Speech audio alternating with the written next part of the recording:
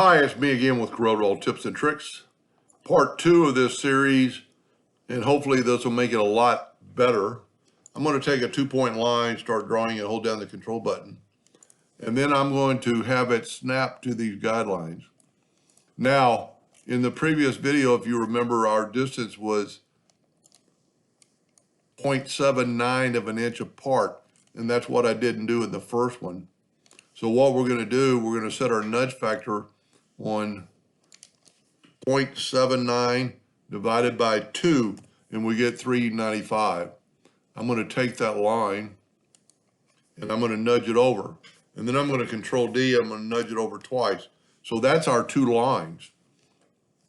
That's our distance. It's going to be 0.79 apart. And then I took this circle, made it a little bit bigger, and I'm going to have it snap to that line. And if I got lucky, I'm a little bit off. I'm going to set my nudge factor now on 0.00. A lot of people don't realize this, but it'll nudge just a little bit. We want it right on top of that line. And we want this one right on top of the line, so I'm going to nudge to the left. Now, by doing that, I probably took the one up top off. And we're a little bit big, or a little bit little here, so I'm going to go down and over. I need it right on top of that line. So when we use the virtual segment delete key, it won't delete. We're not there. We could actually make that a little bit bigger. I'm going to scale it up to I'm going to lock my ratio and go 0.5. Made it a little bit bigger. Now you nudge down. I want it right on top of those lines. We're a little bit off on that, but I'm going to actually do something that's going to change that here in just a second, but I'm going to nudge it over. And see, I've got my nudge factor set on little bitty microscopic. So we're good there. Now what I'm going to do is take the virtual segment delete key and delete this part of the line. And then if you look, those lines are all touching. So I'm going to control G and group that together. I'm going to control D and duplicate it, and I'm going to mirror it. These two lines are identical, so I can take the 4-point cross and put it right there on that node. Now what I can do is take the whole thing and go up to Object and Group and Ungroup, and we can take away our lines. Now, before we do anything, and there were two lines there because I duplicated it, we're going to check for leaks. So I'm going to take the Smart Fill tool, and I have no leaks. So now we can take the virtual segment delete key and delete this line. Now I need to group all that together, Control G, and I'm going to double click on the rotation and put it in the center. I definitely need to be exactly in the center. So I'm going to do it a couple of times to make sure I'm there. Then we're going to open up the Windows Dockers transform or transformation. I'm going to do the same 36 and 9 times. Now we'll just keep our fingers crossed, and if nothing leaks, we're good to go.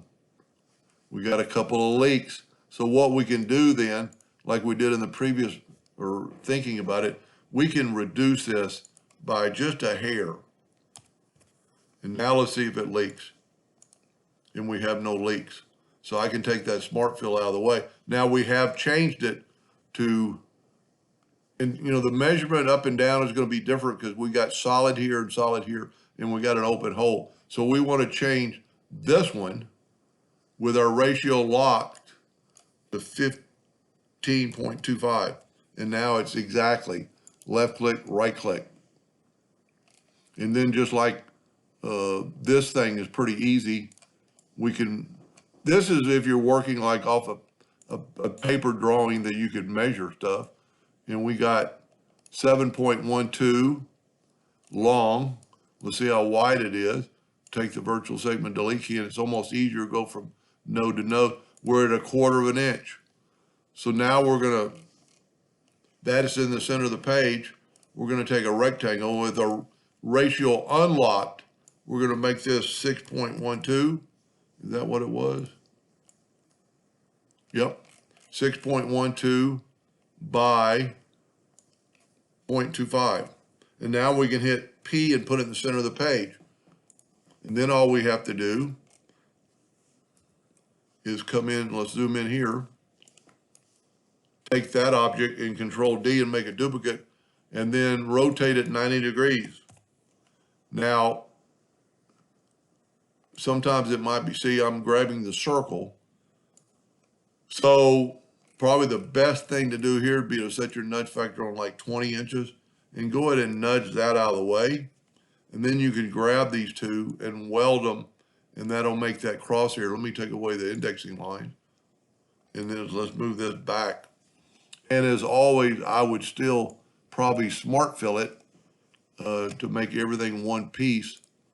And if you look, there's our drawing.